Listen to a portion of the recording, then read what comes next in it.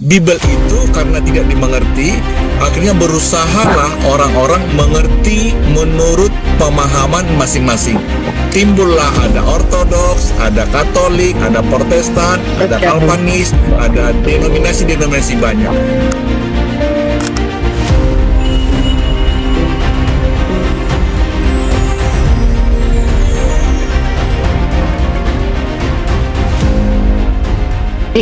Jadi contohnya seperti itu.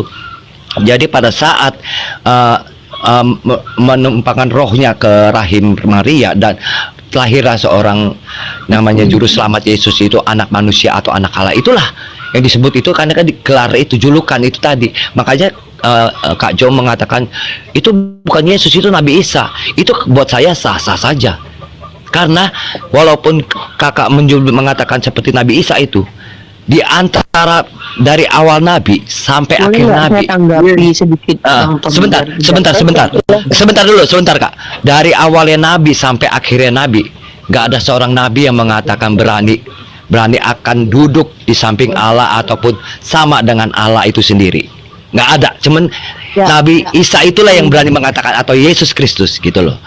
Mungkin gini, apapun yang kita argumenkan di sini, apapun kita kan bertanggung jawab. Mungkin betul. jangan dijawab dulu, biar saya ngomong, nanti tanggapi setelah saya selesai. Baik. Izin ya, host. Siap, lanjut. Oke. Lanjut. Gini, apapun yang disampaikan di sini, kita semua bukan bicara kosong, tapi berharap mengedukasi, memberi informasi yang mana harusnya berdasar ya. Nah, dasar kita semua, baik Islam ataupun Kristen itu memiliki dasar-dasar seperti Bible-nya, Islam itu juga Al-Quran dan hadisnya. Nah, saya menarik tiga poin yang saya ingin tarik untuk jadikan bahan diskusi. Yang pertama, Isa itu Yesus atau bukan?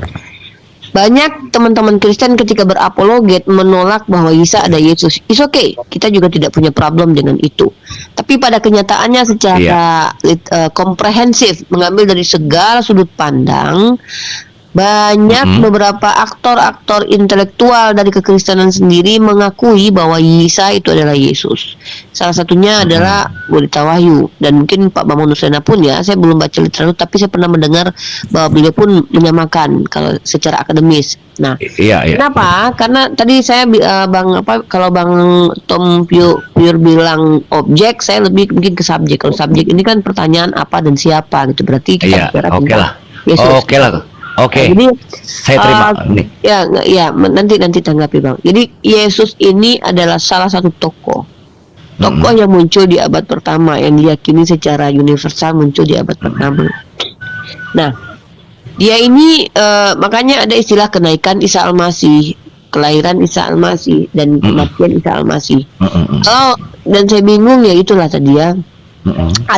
Akhirnya ada penyelewengan. Jikalau teman-teman Kristen yang menganggap Yesus dan Isa itu beda, maka keyakinan itu terselewengkan oleh orang-orang yang membuat di kalender Isa Al-Masih, kemudian membuat gereja Isa Al-Masih. Nah, ada pertentangan di antara kalangan Kristen tentang Yesus itu Isa atau bukan. Ada pertentangan karena ya perlu dipahami, ada gereja Isa Al-Masih dan segala macam.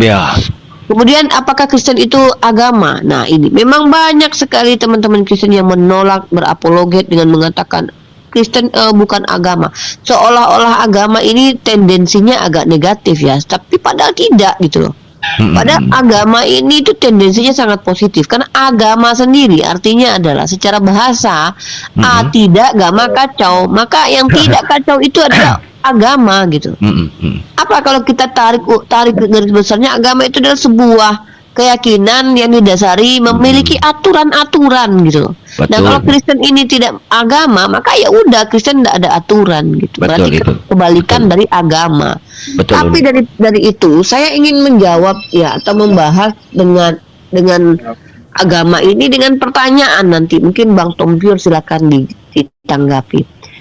Kalau teman-teman Kristen bilang Yesus tidak membawa agama, tapi Yesus sendiri mengajarkan begini dalam Matius pasal ke-5 ayat 20 misal, maka aku berkata kepadamu, jika hidup keagamaanmu tidak lebih benar daripada kehidupan keagamaan ahli-ahli Taurat, dan orang-orang Farisi, sesungguhnya kamu tidak akan masuk surga ke dalam Iya. kerajaan surga.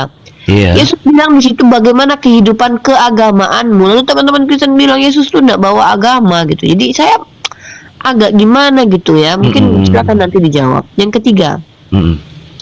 terkait tentang Yesus ya, satu tokoh berbagai perspektif. Mm-mm. Itu hal yang lumrah. Karena kita bicara tentang seseorang yang diyakini berbeda oleh banyak orang. Yahudi bilang Yesus itu anak haram. Oh, Kristen bilang dia anak Tuhan.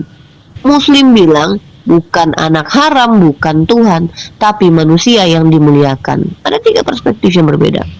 Nah, kalau saya sebagai seorang yang saya lepas konteks agama, maka saya akan mencari tahu orang ini secara nalar. Mm-mm. Saya akan mencoba dari nalar itu. Jadi itulah yang mungkin saya bisa sampaikan buat Bang Tom Pure. Silakan ditanggapi. Ya. Poin yang terakhir saya lupa, nanti kita lanjut. Ya, sebelumnya saya berkata ini, saya bukanlah seorang ahli teologi ataupun seorang ahli agama.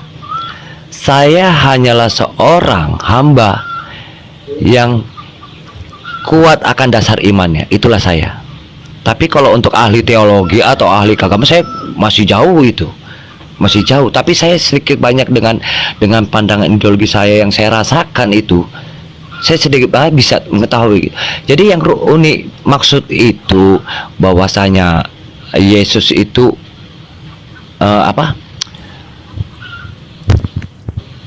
anak Allah gitu maksudnya, atau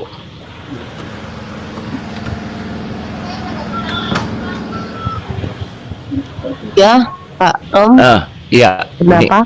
Yang tadi yang Uni maksud itu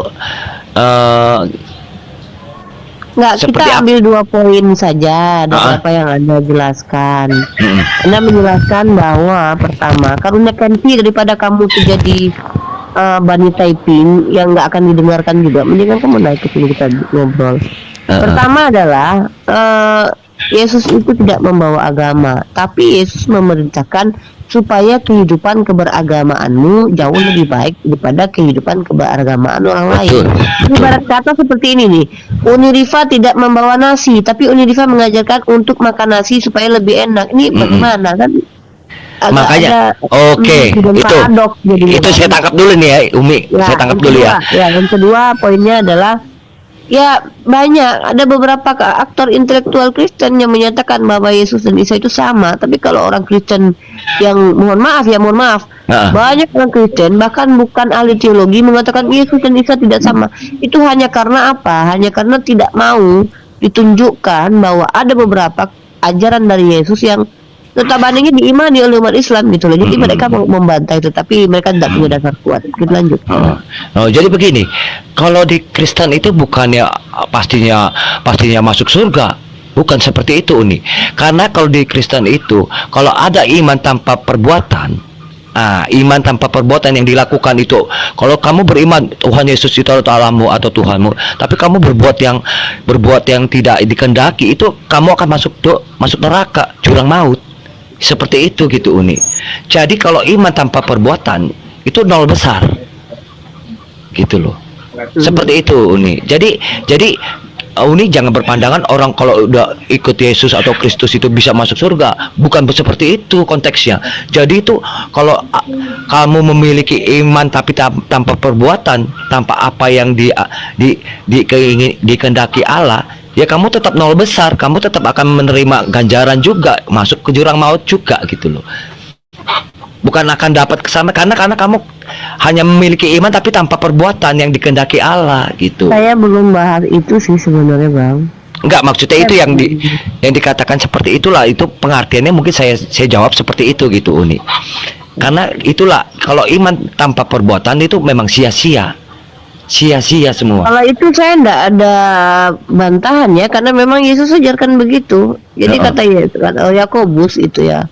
Jadi ada 2 perbedaan ajaran sebenarnya. Paulus menyatakan bahwa keselamatan itu kasih karunia. Tapi kalau kata Yakobus ya, dia bilang bahwa tanpa iman, tanpa perbuatan iman itu mati gitu. Nol besar, betul ya. Nah, Kenapa saya bilang ada kontradiksi antara ajaran Paulus dengan ajaran Yakobus? Ini cukup menarik ini Nah, dibahas. nah itulah makanya aku bilang Uni. Pandangan manusia itu kan nggak semuanya sama Uni.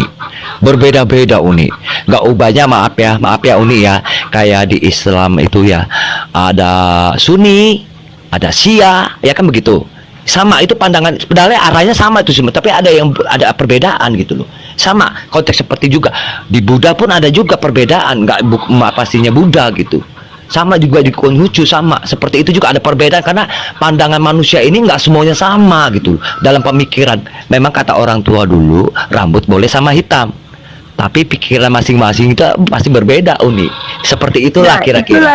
itulah dia Islam itu tidak muncul dari konsep pemikiran manusia, Bang, tapi dari kalam Allah, perkataan Allah. Karena kalau diserahkan agama, keyakinan, kepercayaan atau ajaran kepada konsep manusia, maka akan muncul banyak sekali konsep.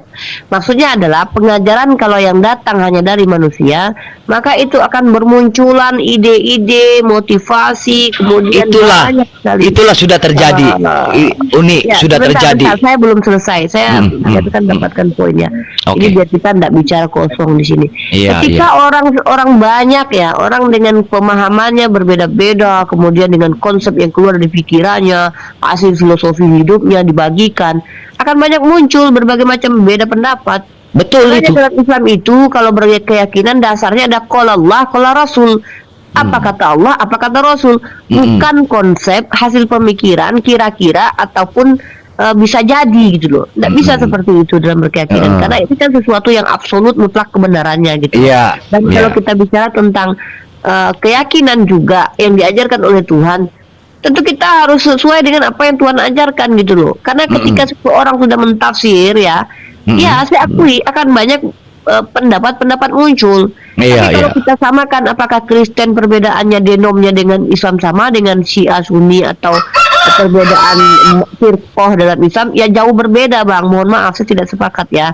Karena kalau apa namanya, Bang Tom ini kan wajar misalkannya kalau ada apa yang lebih saya tahu wajar karena kan Abang bilang bukan apologet seperti Bang Jo bilang ya. Iya. Saya ini kan sudah sering berdiskusi dengan para orang-orang yang mengaku apologet. Jadi mungkin saya bukan merasa lebih tinggi ya, tapi setidaknya saya belajar gitu loh. Ada Iya, hal-hal iya. yang memang saya pahami. Contoh kayak gini. Apa tadi ya? Sampai di mana tadi? Sampai di saya membaca yang di bawah jadi pecah konsen saya jadinya. Bahwa gini ya, kalau kita bicara tentang pengajaran manusia ya, dalam Islam Apa itu perbedaan ya. ya tertolak hasil konsep. Karena kalau hasil konsep itu setiap orang yang muncul, aduh mati lampu.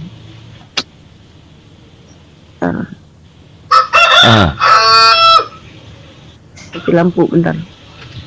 Terus Suni apa Umi? Bentar mati lampu. Nggak apa-apa, tetap ada penerangan itu di siang hari.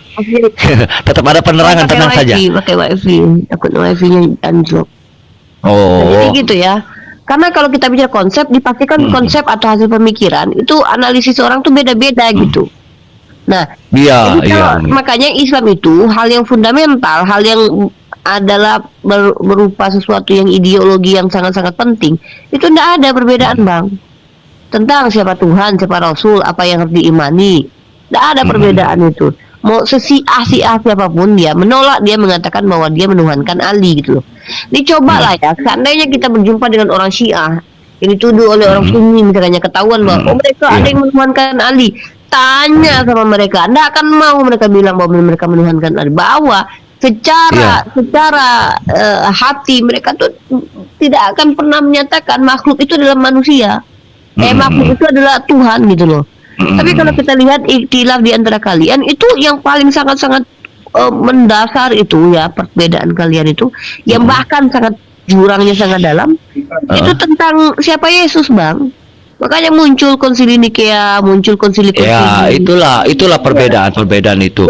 Makanya perbedaan antara Kristen dengan perbedaan antara Islam itu beda gitu loh. Makanya gini loh. Gini sedikit. Kalau dalam Islam itu yang perbedaannya adalah firqoh. Misalnya kayak kias masalah hukum misalnya.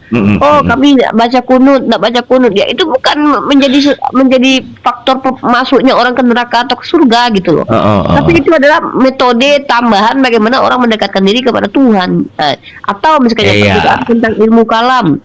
Ilmu kalam ini maksudnya adalah hal-hal yang memang tidak dijelaskan secara eksplisit oleh Allah, lalu ditafsir berbeda oleh orang-orang itu.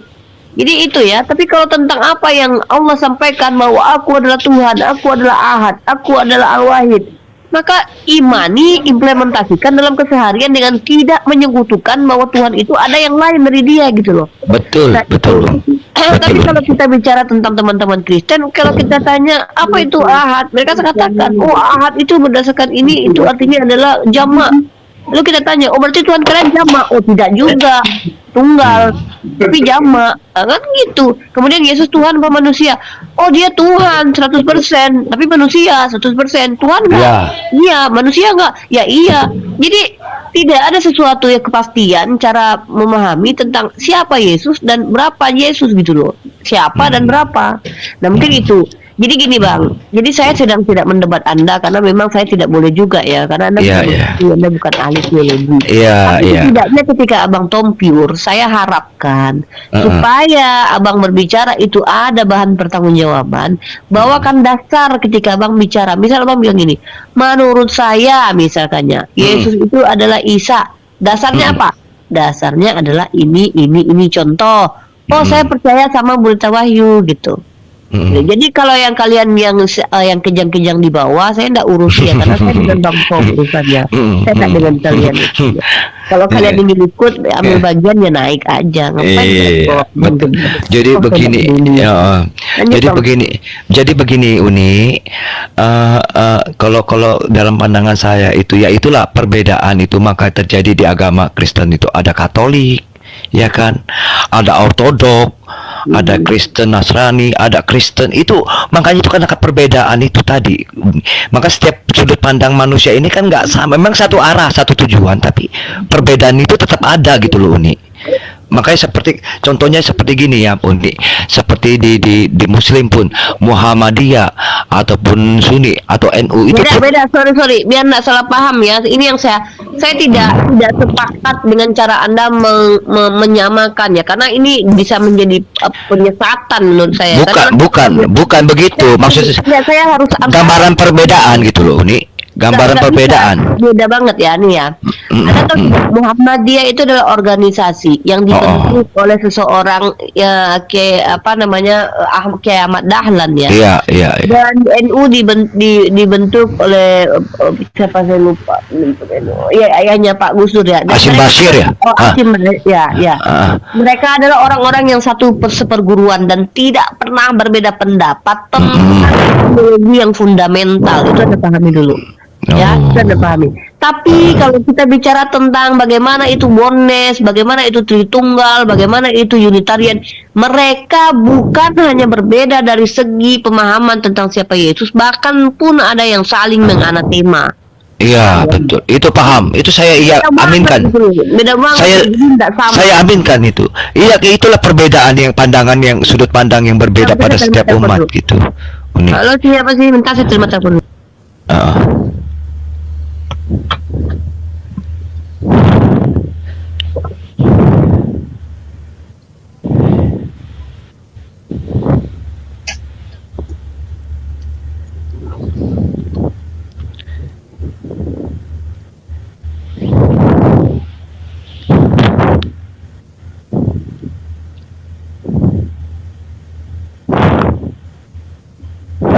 Banner saya turunkan sebentar ya, ini kayak ada yang kejang-kejang. Iya. Siapa tuh host? Iya. Yang kejang-kejang itu siapa host? Enggak tahu. Itu Bang Ustaz, sejarah itu Bang Ustaz. Oke. Di sini ada Dokter Adi. Ada Dokter Adi. ya dari sudut pandang manusia itu kan pastinya ada perbedaan, makanya itu saya juga bingung juga lah bisa sampai seperti itu gitu loh, bisa sampai ada perbedaan, sampai adanya Katolik, Trinitas atau apa, itulah yang saya juga kadang pun sebenarnya yang saya Sebentar, saya mau ke restoran dulu sebentar aja. Jadi boleh Uni. Hati-hati di jalan Uni. Saya ingin lanjut diskusi dengan Dokter Adi juga ya. Ya, oke. Dokter Adi, bisa kita angkat tema, saya pikirkan tema sekitar 3 menit atau 5 menit, saya ke restoran sebentar. Oke, Dokter Adi, baik. silakan ajukan tema ke saya, kita bahas secara komprehensif ya, dari beberapa sudut pandang apapun yang dibahas. Dokter Adi ajukan dulu ya, tapi saya keluar sebentar, tolong Mbak Jesa ditemenin yang lain dulu, saya mau ini dulu sebentar aja. Oke, hati-hati ya Uni. Ya. Ya, ada orang ketemu saya. Mantap. Ada Dokter Adi. Assalamualaikum. Salam. Shalom Adi, Dokter Adi. Shalom. Suara saya jelas nggak? Suara saya Beliau, jelas nggak? Aduh. oh sangat jelas. Jelas. Oke. Pagi semua. Ayo, saya udah lama nggak jumpa ya. Iya. Kita lama Mbak tidak Yosel ini diskusi sudah ya. lama nggak diskusi. Iya, jadi ini mencoba untuk ngobrol santai. Karena saya kalau diskusinya pasti santai banget. Penuh dengan kasih dan damai. Ya. Tapi ini yang kejang-kejang tuh repot. Padahal kita ngobrolnya enak ya, Bang Tom ya, Masya Allah. Ya, yang penting sudah biarkan saja itu, sudah biarkan. Yang penting sekarang ini kan kita kan berdiskusi kan kalangan kita ini loh. Jadi saya bisa mendapatkan apa yang Jo imani, jadi juga nanti Jo bisa juga mendapatkan apa yang saya imani gitu. Jadi kita saling berbagi dalam arti saling berbagi itu dalam memang kehendak Allah atau Allah Tuhan kita itu loh. Gitu. Jadi itu kita saling mengasihi, tidak boleh saling menghujat ataupun tidak boleh saling menista atau apa, tidak. Ini maksudnya tadi saya tadi maksudnya saya tadi ngomong sama Uni itu bukan karena saya menista agama, bukan. Saya kan memberi pandangan bahwasanya itu perbedaan itu pasti ada gitu loh. Dalam agama Kristen pun ada perbedaan, ada pandangan perbedaan. Makanya bisa terjadi Katolik, Trinitas, yang Kristen, yang Nasrani, yang Kristen Ortodok. Itulah karena pandangan manusia itu nggak sama.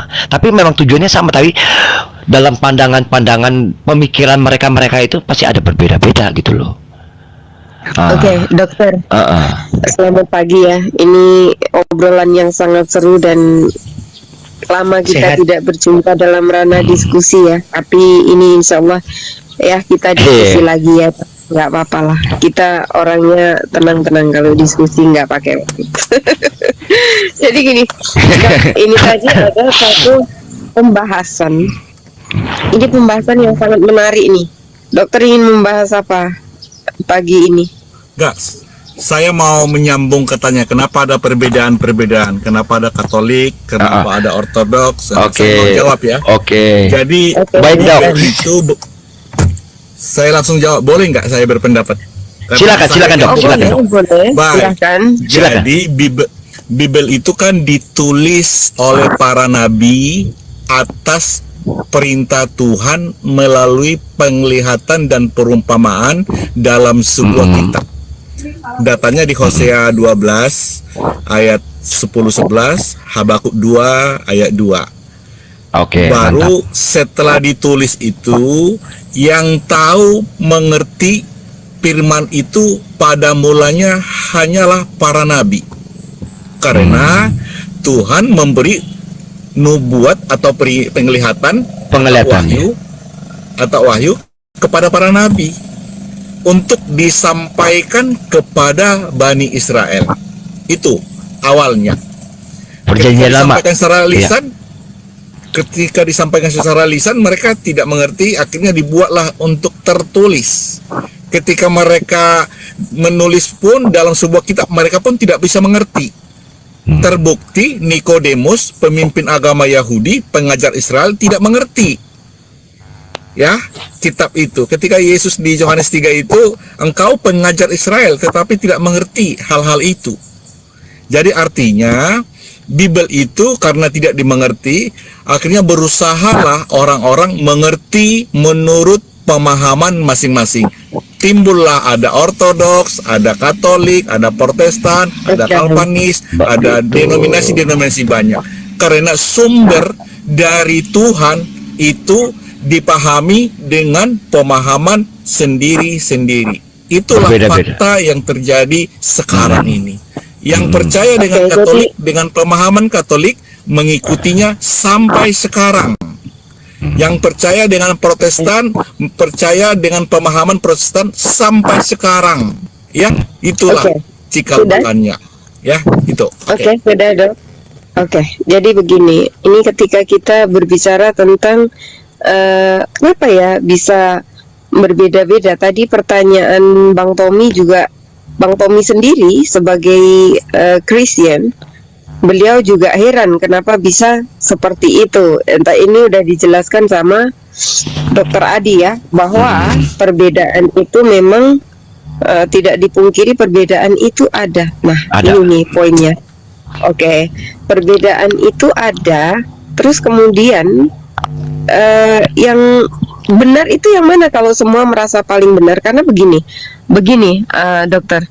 Karena ketika kita tahu bahwa beberapa denom ini kadang-kadang pindah-pindah tetap Kristen, tapi dia merasa ketika sudah pindah denom, misalnya dari Trinitas ke Oneness gitu, mereka memerangi sendiri itu di Oneness itu. Nah, itu berarti di situ pemahaman yang salah atau pengajaran yang berbeda. Karena gini, dalam satu ajaran tentunya adalah satu rules yang itu menurut mereka benar. Nah, ini yang paling benar nih yang mana? Gitu loh. Silakan. Boleh saya jawab? Oke, Ya. terima kasih atas pertanyaannya. Silakan. Gimana, Pak Tom aja yang jawab, silakan. Enggak, Pak Adi aja, Pak Adi ada. Pak Adi saja. Pak Adi saja.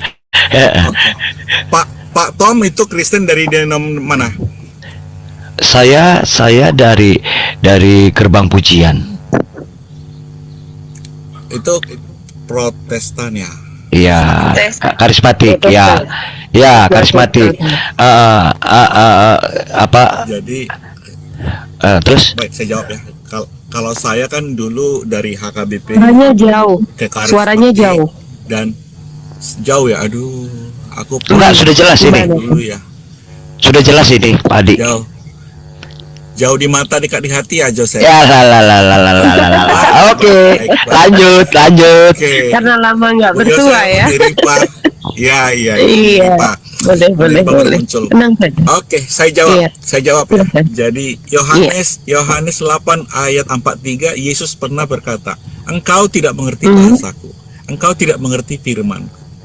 Jadi firman yang disampaikan Tuhan pada zaman dahulu kepada bangsa Israel itu kan melalui nabi-nabi. Makanya Musa mengatakan di Ulangan 6 ayat 4, Allah itu Esa, Tuhan itu Esa. Karena mereka tidak mengerti, maka Tuhan mengutus anaknya menyampaikan ulang lagi. Markus 12 ayat 29, Tuhan itu Esa. Jadi para nabi yang mengajarkan kepada Bani Israel firman itu tidak ngerti. Akhirnya Yesus yang adalah anak Tuhan turun mengajarkan kembali. Mayoritas itu menolak, hanya sebagian kecil yang bisa menerima. Yohanes 17 ayat 8, segala firman yang engkau berikan kepadaku telah kusampaikan ke mereka, mereka menerimanya. Yang menerima itulah yang sampai sekarang mengajarkan. Cuma sudah terlanjur ada pengajar-pengajar yang merasa lebih hebat, lebih tahu tentang itu. Contohnya pengikut Nikodemus, dia kan seorang Farisi, dia ahli Taurat, dia pemimpin agama, dia pengajar Israel. Murid-murid Nikodemus mengajar terus-menerus apa yang mereka tidak ketahui. Jadi ada orang yang tidak tahu mengajari Bible, sebagian percaya kepada mereka. Sementara Yesus mengajar murid-muridnya. Murid-muridnya itu sampai sekarang mengajar. Jadi ajaran murid yang dipercayakan itu sampai sekarang ada pengikutnya, ajaran Nikodemus, pemimpin agama Yahudi, sampai sekarang juga mengajar. Jadi ada guru yang mengajar yang tidak diketahui, sementara ada guru mengajar yang diketahui. Itulah sekilas. Oke. Yojer. Berarti begini, kalau pengajaran itu ada dari tidak diketahui dan itu dia sendiri mengajar tapi tidak paham, itu bisa dikategorikan bahwa pengajarannya itu bisa jadi salah dong, gitu. Nah, Betul, jadi kalau betul. pengajaran yang salah itu terus diikuti, berarti pengikutnya salah dong.